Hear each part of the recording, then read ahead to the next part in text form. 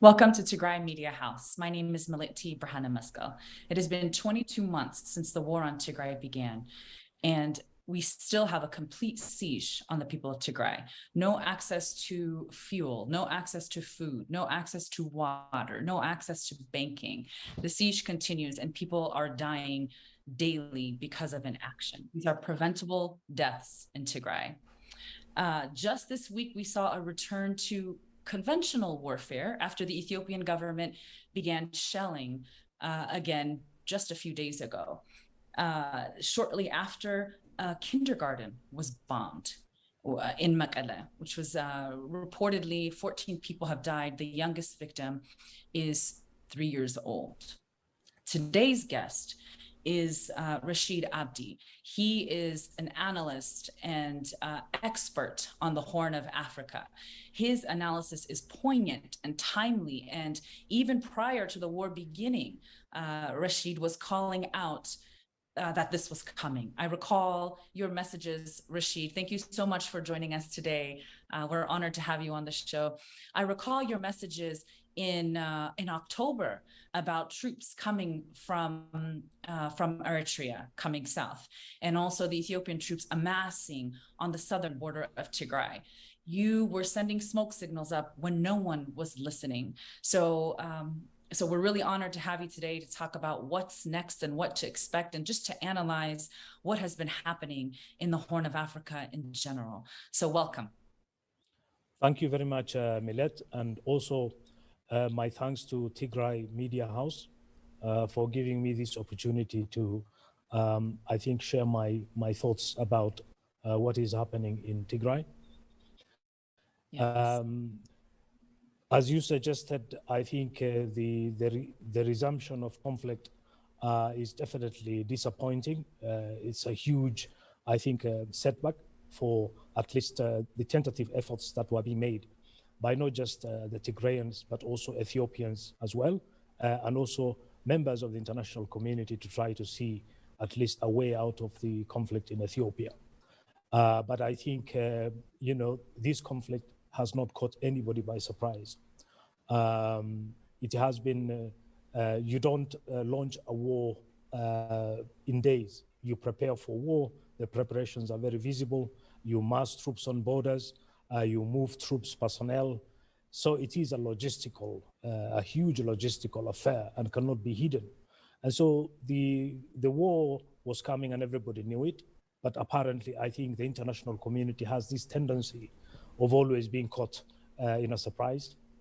There was also a lot of positive thinking and positive language, which I think is part of the problem. People knew the crisis, and instead of, I think, looking for ways of at least realistically and robustly dealing with some of the challenges we faced in the negotiations, they decided to put a positive spin to everything that was happening. Now, Yes. the siege is very crucial to understanding the renewed conflict. The Tigrayan people and government had a very narrow window in which they had to show progress for their restraint, in which they had to show their people some kind of positive outcome about this process of engagement. The Tigrayans withdrew from many parts of Ethiopia, withdrew to their border in the hope and in the promise that the siege will be lifted.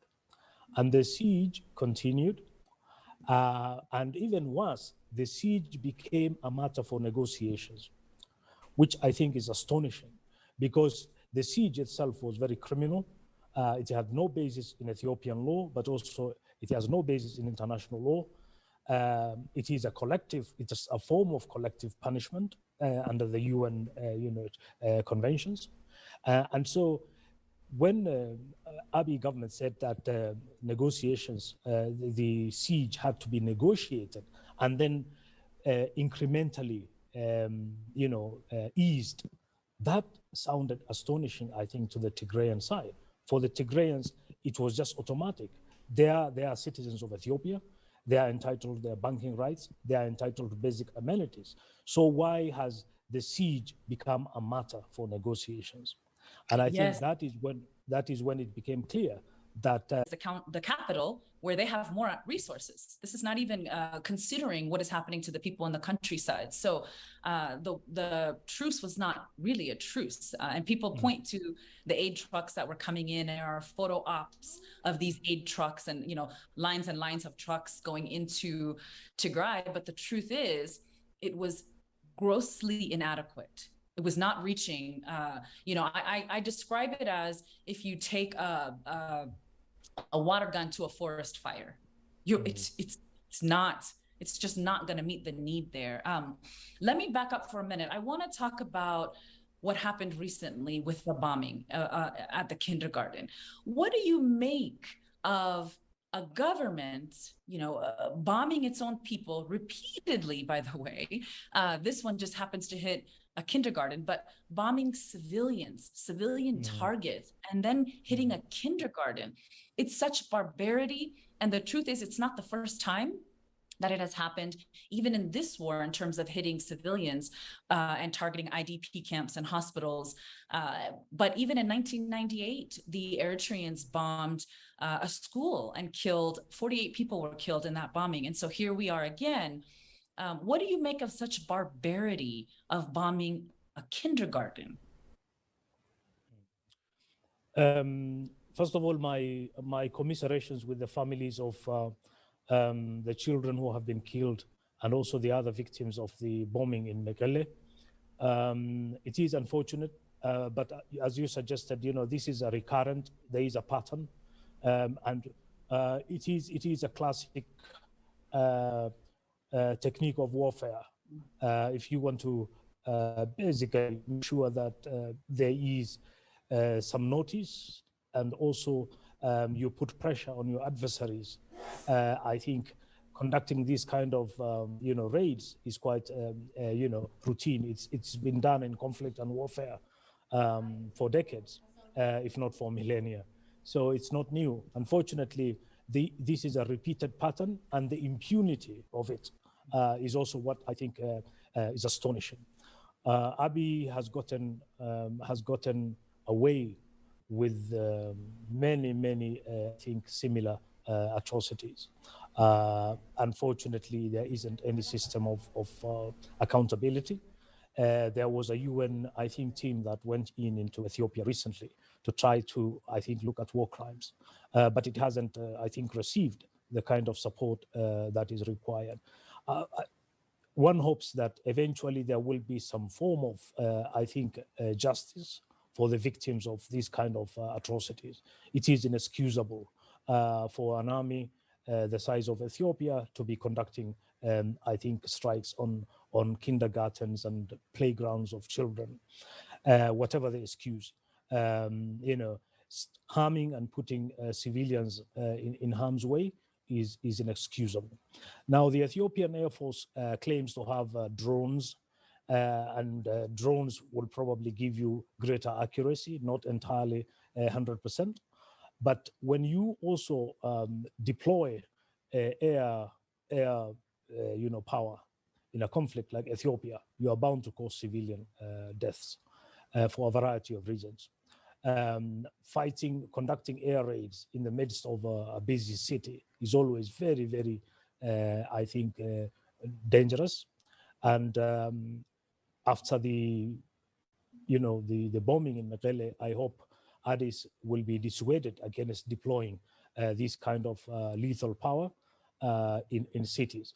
But as you said, this is not going to stop. Unfortunately, it's an outcome of conflict and also increasing viciousness of, I think, the superior force, which has air forces, basically feels that if it can maintain this kind of public pressure on the Tigrayan government, there will be a sort of a groundswell of opposition to the government.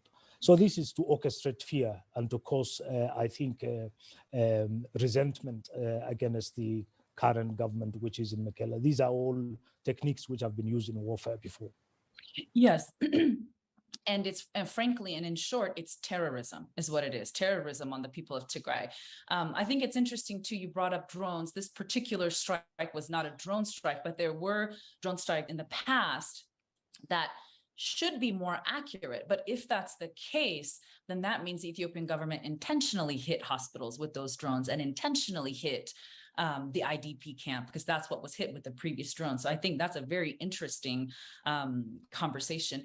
The other thing I want to say is more evidence that this is terrorism is that the Ethiopian government, after hitting the kindergarten, put out a message on Twitter and in English warning Tigrayans to avoid potential targets, potential military zones or whatever, where they would be attacking. But first of all, who would think a kindergarten is a potential military zone, for one? But for two, how would Tigrayans even see the message? They have no access to internet. They have no phones. Yeah. They don't have access. And then it's in English. And so how would they even be able to read the message and heed the warning? And then it's on Twitter. So the absurdity of thinking a mountain people, predominantly farmers, are on Twitter looking for warnings from their government. I mean, it's such a game. Why do you think Abiy continues to get a pass? This has been a frustrating conversation and debate that we've had in different circles. The world refuses to hold him accountable, which means he holds some value to these other powers. What is your analysis on why we can't seem to get anyone to hold him accountable? Yes, Millet, you are right. Abiy may not be a strategic thinker, but he definitely is a good tactician. And increasingly, we are in a world where people do not want to engage in conflict situations. So there is a lot of conflict fatigue. And the tendency, I think, in many of the powerful states, especially, is to invest as little as possible, to be to be as less disruptive as possible. To work with what is there, not to look for the longer, strategic value, but also to go for very short-term fixes. And I think this is where Abiy becomes extremely useful. Abiy himself doesn't have a bigger, longer-term, objective. He's desperately trying to salvage his government, his, coalition. And he hopes that somehow he can find a military solution, which again defies or flies in the face of what is there on the ground today. But the reality is that we live in a world in which Ethiopia is regarded as a big, major anchor state in the Horn. It cannot afford to collapse, and if Abiy can somehow be nudged towards some kind of a political settlement, that will be good. So I think that the thinking in the international community, especially the Western governments, is that Abiy can be somehow, steered or nudged towards some kind of a political settlement. And I think this has been a false hope, which has been there all along. And Abiy has exploited that very cleverly.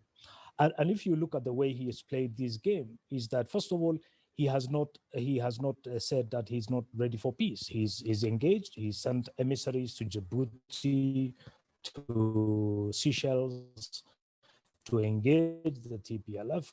He gives this semblance of movement. It's also the siege. He tells the international community that I'm ready for peace. I'm willing to do anything you want. He whispers into the ear of Faki and tells him, look, make the old man Obasanjo, play his games, So there is this fight over who actually should mediate. So he puts every screw in the works to basically stall the process.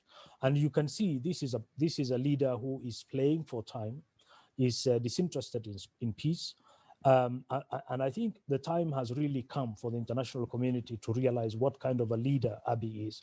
Abiy is not the kind of leader who will deliver peace. And I think the Tigrayans have realized also that. Initially, there was at least some pressure on the TPLF to really engage him, thinking that they could get somewhere with him. But unfortunately, he is what he is, somebody who cannot deliver. And I think you also have to understand the mechanics of his alliance. His alliance is essentially based now, essentially primarily, he derives his political legitimacy and credibility from the Amhara. And this is a major constituency in Ethiopia. He's lost Oromo support. He's lost other ethnic support. So he's entirely reliant on the Amhara.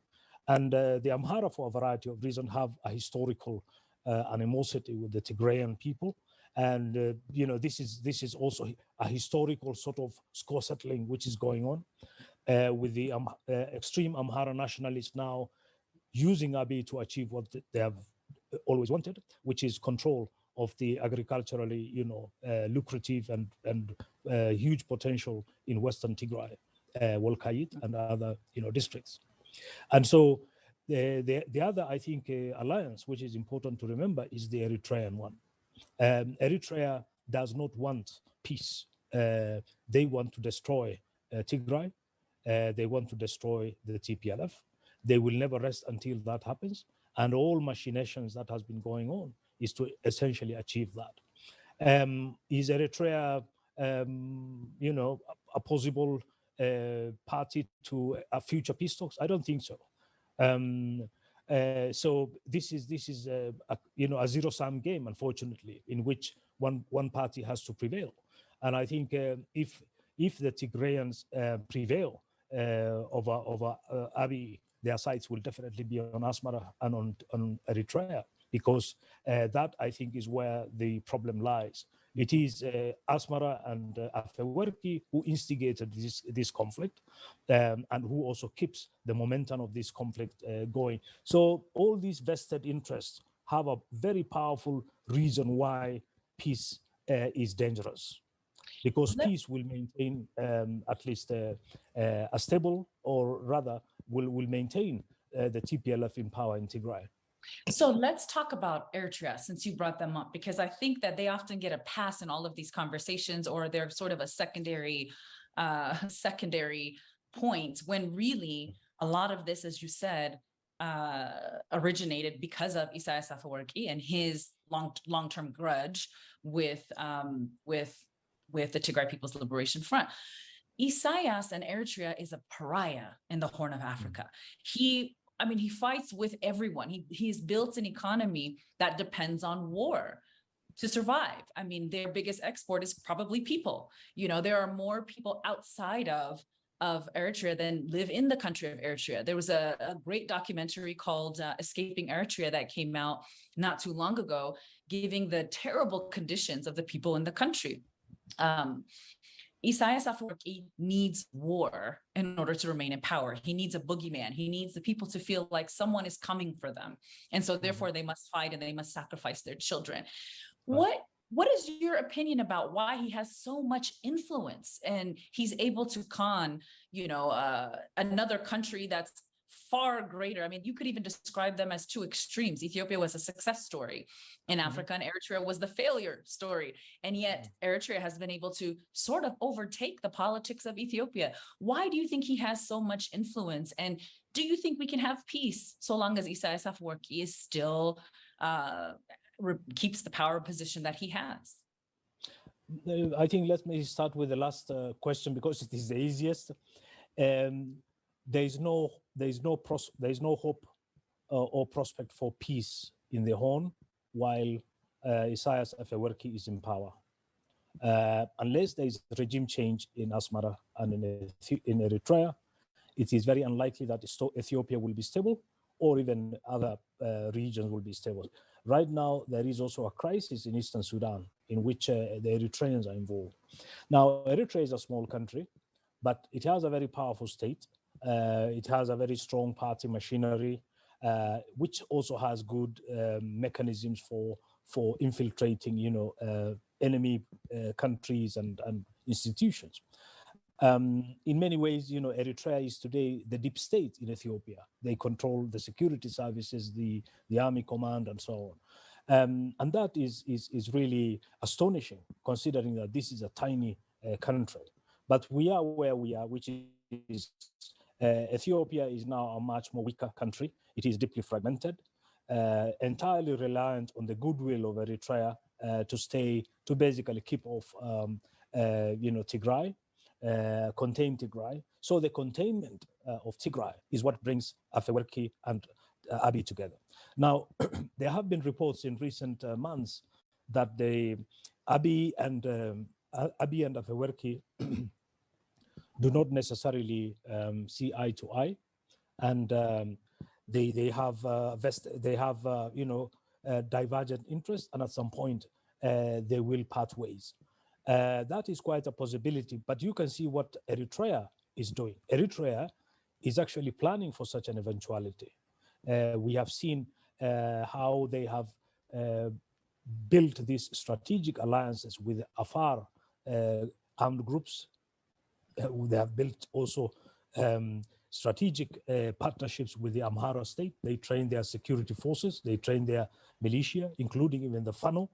So in other words, what you are seeing is Eritrea moving swiftly to build a wall of military formations around Abiy, to tell him that if you don't play ball with us, we basically can use these other forces to either crush you or contain you. So this is also one of the dynamics, I think, which is keeping this conflict going. Abiy, in many ways, of course, he does have agency. He's the prime minister of Ethiopia. Whatever you want to say about the elections, he can steer that country in a different direction. But in many ways, he is trapped. If he tries to navigate and make peace, I think most likely he will either be assassinated or he will be removed in a coup. Because the Amhara don't like him, and increasingly they're suspicious of him, and they dominate the security forces and the army, and they could move swiftly against him. In many ways, Abiy has put himself in a situation where from now henceforth he can only be a yes man. He can only say yes and cannot say no. If he says no, he'll be ousted. Wow, that is really powerful. Eritrea is the deep state, is how you described it, and Abiy is trapped. Yeah. He's trapped. Wow, that's really powerful. Do you feel like there's a proxy war of sorts also playing out? We hear this as well. So yes, there's civil war. Yes, there's genocide. But is there also a proxy war? Is the United States being more reserved because they're afraid of losing even more influence in the Horn of Africa to China, which, by the way, in my opinion, they're too late. The Chinese have been there for so long. But what is your opinion? Mm-hmm. Do you feel like there is a proxy war, and that's also, part and parcel to why we can't get help, and meanwhile, hundreds of thousands of Africans are dying? What is your take on that? I think the short answer is that the US doesn't have an Ethiopia strategy. It has, I think, desperately tried to build one, and hasn't so far come up with one. It has always been reacting to events, deploying their firepower, diplomatic firepower, sending special envoys. But beyond that, I don't think there is any clarity. We have had 3 envoys so far, Horn envoys from the US. All of those special envoys, all of them banned by the Ethiopia crisis. This high turnover should definitely be a signal that there is a lot of also internal, I think, lack of coherence and clarity on where Washington should go. And you can see that in the kind of press statements which comes from Washington, but also comes from the embassy in Addis. We assume a lot of clarity on the part of the US. I don't think they have that clear game plan. What they have, of course, is leverage. The United States still has leverage in Ethiopia, undoubtedly. There's a huge Ethiopian diaspora which lives in the United States. Historically, especially during the EPRDF times, Washington saw Ethiopia as an anchor state. indispensable for the peace and security of the Horn of Africa. And that still, I think, exercises a lot of weight on how Washington perceives Addis. This also explains the deference towards Abiy. Despite reservations about Abiy and all the disquiet and a sense of unease with his politics, there is still, I think, a strong impetus within Washington to manage things quietly and not to basically put pressure on Ethiopia. After I think, removing AGOA from Ethiopia, which caused actually Abiy to reverse his positions very quickly, we haven't seen any kind of strong, coercive diplomacy deployed. I suspect that in the coming few weeks, we will see increased calls for more coercive diplomacy in Ethiopia to push Abiy towards some form of a political settlement, especially from Washington. I think you also hinted there of the geopolitical great game which is going on in the Horn. The Ethiopia is a massive market. If you are a foreign power and you are looking for a foreign market, Ethiopia is massive, and it is also geostrategically located just on the edge of Red Sea and the Gulf of Aden. So it is very strategically located as well. So that explains why there is this competition between the great powers. The Chinese put money in infrastructure in Ethiopia, built, the Djibouti-Addis Railway. There's a lot of commercial stake. Also, the biggest creditor in Ethiopia is the Chinese. So China has a deep stake, a stake in Ethiopia. Increasingly, we are also living in a world where we are seeing three powers now fighting for supremacy and dominance: the United States, China, and Russia. Russia's foreign minister visited Addis. That is also a bad signal for the Ethiopians, for the Washington to basically, up its game in Ethiopia, because I think Abiy is cleverly sending signals to say that, look, if you put pressure on us, we can actually, pivot towards Moscow. So that, I think, is a strategy also. But the great game, as you rightly pointed out, is also feeding this instability and chaos in Ethiopia. That's powerful. And as you know, Russia is building a base in Eritrea right now. And just last week, the Chinese announced that they were waiving the debt of, I believe, 17 African countries. So there's a whole Ethiopia included, yes. Ethiopia included. So if the US is trying to keep their power, I think they're far behind. I don't think they have an accurate assessment of where they are compared to these other countries they're competing with. So that's powerful. A big thing that we've heard is African solutions to African problems. But frankly, Africans have been either delayed or afraid to speak up because of the massive attacks that come from these trolls. And the AU has been just willfully negligent and frankly is not taken seriously anymore in these negotiations. But I do believe there is power in the people. And so what is your take on why Africans have been so afraid to speak up? I mean, you cannot have African solutions to African problems if Africans have gone mute. What is your take on Africa? I think one of the most striking features of the conflict in Ethiopia is how much Ethiopia has historically been sheltered from any scrutiny. First of all, it is the headquarters of the African Union.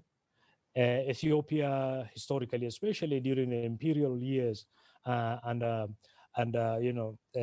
former monarch, had very strong Pan-African credentials. The Ethiopian culture and traditions traveled even to the Caribbean. You have the Jamaican, Rastafarian movement actually looked to Ethiopia for some kind of spiritual guidance. So, there's these huge credentials, soft power image, which Ethiopia enjoyed.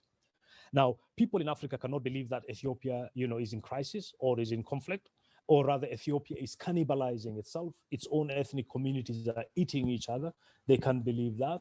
They think this is a conspiracy by the West and it's a colonial project. So this is why also Abiy has invested in actually this kind of narrative. This is what Hermela and her TV are doing. The No More movement is to build this, inflate this Pan-African image, to say that Ethiopia is a great Pan-African power. And the crisis today is actually being caused by foreigners. So this narrative is very powerful, very potent. And as long as you have also the AU based in Addis, that also restrains the ability of the AU to really play a robust role in really managing the conflict in its own host country. And this is why, it became extremely difficult for Faki to really take an independent path from Abiy. And Abiy quickly went to control of Faki and the AU to basically manage the war. And this, because AU also has influence over the UN, over the EU, over other institutions, multilateral institutions elsewhere, what AU says goes. So that also explains why Abiy has gotten away with all these weeks and months of crisis. Still, people see him as a peacemaker, and that I think is why we need at least independent African voices to be coming out and saying, "Wait a minute." This is an ordinary African country. Ethiopia has historically invested in conflict management, conflict resolution in other countries. We actually are doing Ethiopia a favor by actually now investing in conflict resolution inside Ethiopia. We are returning the favor which Ethiopians have shown us in the past. So when Ethiopia say no, when the No More movement says do not interfere, actually, I would argue that this is the time for Africans to interfere in Ethiopia, because Ethiopia is in crisis, it is unraveling, and the prospect of actually Ethiopia becoming ungovernable, where you will actually have all sort of criminal syndicates and also terrorist groups growing, is actually very real. For the first time in decades, Ethiopia's border was breached, and you had Al-Shabaab attack and penetrate inside Ethiopia. That is a wake-up call that Ethiopia is declining, it's unable to defend its own external borders, and is now more vulnerable to terrorism. And I think once people realize that Ethiopia is now a vulnerable state, and because of its power, if it collapses, it sends shockwaves across the Horn, people will begin to look and view the crisis in Ethiopia differently.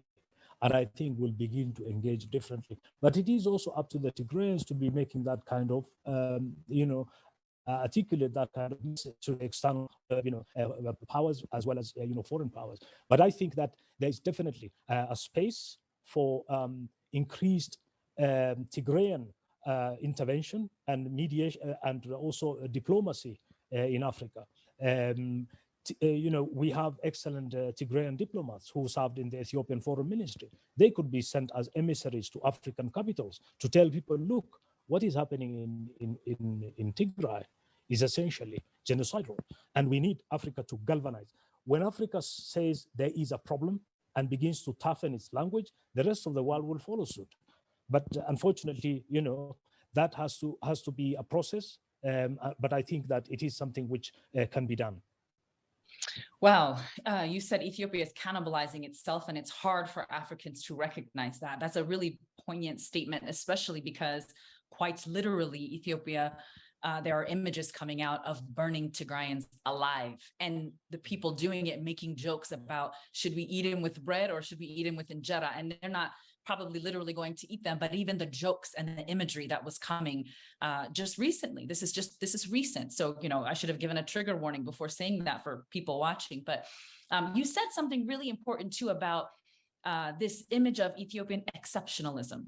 And it's one that is finally being sort of dismantled, and the truth about, what is Ethiopia, this nation of nations, and how have we been able to get along, and what is the real history behind all of this?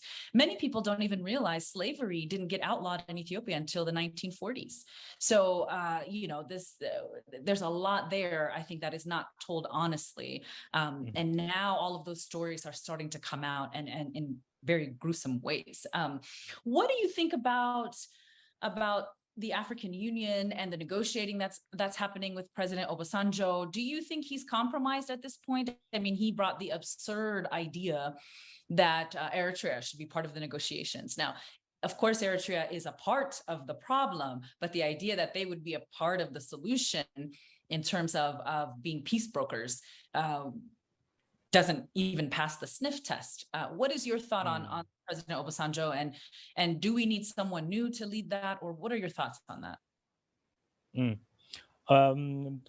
Coincidentally, I think there was an editorial that came out from Addis Standard, which I would recommend readers to look at.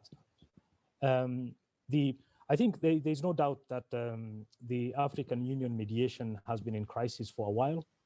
And Obasanjo has really compromised his position as a neutral mediator. He's lost that currency. And as we probably know, in every conflict mediation and resolution, the important I think factor is, or rather, there is a dictum which says a mediator cannot become a problem. If the mediator becomes a problem, then that mediation has failed. In the last 1 year, there has been a fight over the mediator himself. He's become the issue. And once you become the issue, I think the right thing and the honorable thing for him to have done is to step aside and say, I have lost the confidence of the Tigrayans, and I have become the problem. So let me, step aside and allow the mediation to continue. He never did that. What he has done essentially is to continue to manipulate and control so that he can assert his power. And so, unfortunately, the Tigrayans have basically been very clear and said, we cannot work with Obasanjo. We do not trust him. So we need a new mediator. They have expressed confidence in the Kenyan government, but also the United States and other external parties. I don't think the Tigrayans have a fixed mind on who should become an mediator. They are keeping their options open and saying, we just don't want to work with Obasanjo, but we trust that if there is a mechanism for the international community to agree or come around a figure, then that will be excellent. I think there are very credible figures within Africa itself. Thabo Mbeki is one of them. He's extremely clever, very talented, and also knows the issues. He could make, an excellent mediator in this conflict. Unfortunately, you have the Abdi side essentially not trusting anybody beyond, Obasanjo. So that is the dilemma. Kenya is now in a state of also uncertainty because of the elections. But hopefully at some point there will be clarity on where also Kenya sits, because Kenya is an important player in Ethiopia, is invested in the telecom market, but also on top of that has defense and security pact with Ethiopia. Historically, one of the most resilient relationships in the Horn is the one between Kenya and Ethiopia. So one hopes that the incoming president, whoever he is, will also invest time and effort in really finding ways in which we can find a political settlement to the conflict in Ethiopia. Yes, I know we're running out of time. I just have a couple more questions, and then and I want to get your final thoughts on all of this. But one of the things that has struck me is how the Tigrayan government, I feel like, has been held to a higher standard than even the government of Ethiopia. And we see this over and over again. And I think part of that is because the Tigrayan people are demanding more of their government. So anytime something comes out, there's a demand to understand, from the Tigrayan people anyways, why their government made a specific choice. And I don't think Ethiopians are making the same demands of the Ethiopian government. They're watching the government commit these gross, atrocious crimes in their name and not asking why or asking for even, more information. So we see it in the international community as well. They're very willing to criticize what Tigrayan Defense Forces do, for example, but they're a little bit shy and timid and meek and weak when it comes to addressing the crimes perpetrated by the Ethiopian government, including the recent bombing of a kindergarten. The responses were not the Ethiopian government should not bomb kindergartens. It was we need a de-escalation of what's happening. And I'm thinking to myself, who should de-escalate in that instance? The children who were playing at a kindergarten, or the government who came and bombed them? Why do you think, and do you even agree, that the government of Tigray is being held to a much higher standard than the government of Ethiopia? Yes, Millet, I think you're right. The Ethiopian government has been extremely adept at the way in which it has manipulated the international community, has been quite effective in its diplomacy of really pushing, trying to stigmatize TPLF, trying to stigmatize the TDF and also the Tigrayan government. But whoever invests in truth can really see the huge, I think, disparity between what Ethiopia is and what it acts, on the ground. But I don't think those games can really fool anyone in the longer term. What I'm more concerned about is actually what this constant feeding of lies to its own people, to the international community, is doing to the future generations of Ethiopians. Ethiopia is a deeply, deeply polarized country with a lot of, historical issues which are still grievances which have not been resolved. And on top of that, you throw 2 years of a deadly siege and a hit. We haven't actually even spoken about the massive anti-Tigrayan campaign of arrests and detentions. We haven't also spoken about Oromia, for example, where you see the same scorched earth policy elsewhere. So the entire country is burning and is in flames. And this is the right picture, which Africa is not seeing, and which also the international community is not seeing. But ultimately, this is self-harm. It isn't doing anybody harm. It's only doing the Ethiopians harm. Because Abiy right now may think that is an effective strategy, pushing back against this pressure. But ultimately, what he is doing is actually he isn't making himself or the country solid. He's simply buying himself for a few more months in power. Beyond that, there isn't a big strategic game. Unfortunately, we know how these kind of situations end. It ends in really a miserable situation in which one party vanquishes the other. And that is not where Ethiopia probably wanted. You need competent leadership, you need peace resolution, you need a real investment in a national dialogue process, and then you need to rebuild the state. It is definitely a generational thing. But as long as Abiy is consumed with how he can either contain or crush Tigray, it's not going to happen. It's not going to be easy. But I think the final comment which I will make is that unless also the international community has clarity on what it can really change, what it can really fix in Ethiopia, we will be in this big mess. Ethiopia is a country that now needs a lot of concerted international action. The same way we have seen in Ukraine. Ukraine became a stalemate for the Russians because there was a huge galvanization of the international community. Ultimately, Putin will be forced to negotiate on the table because on the ground, his troops have managed to defeat the Ukrainians. We haven't seen similar galvanization. Abiy believes he can defeat the Tigrayans, he can destroy Tigrayans, he can eviscerate, and then he can appoint the government he wants over Tigray. That is not going to happen unless all Tigrayans are finished. Tigrayans are extremely proud people. They have a history and tradition of not bending their knees to an invader. And I don't think this is a conflict that can easily be resolved by one party really pushing jets, fighters, and guns. Ultimately, it is something which will be resolved through a negotiated settlement. It is better for Abiy to do it now rather than to see tens of thousands of his people destroyed. That's powerful. So final question, and then thank you for your time. You've been very generous. What is the best case scenario now for Tigray and for Ethiopia, just based on the lack of support that you just mentioned, that Tigrayans have not had up until this point. It's really quite amazing how they've even been able to survive and continue to push and fight. It's going to be something that will be talked about for a long time, I'm sure. Books will be written about this. What is the way out of this with the least amount of bloodshed for everyone? Because as you pointed out, we're talking about Tigray, but there is fighting in Oromia that has never stopped.